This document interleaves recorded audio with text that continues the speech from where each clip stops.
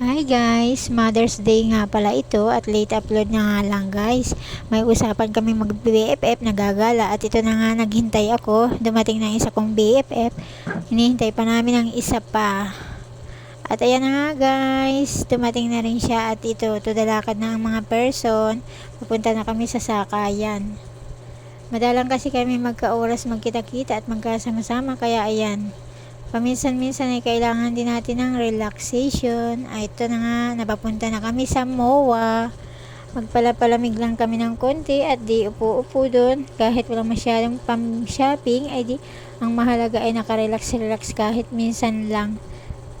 Nakakapagod naman ang gawain sa bahay at di trabaho guys, kaya ayan. Bigyan natin ng oras ang ating mga sarili kahit paminsan-minsan.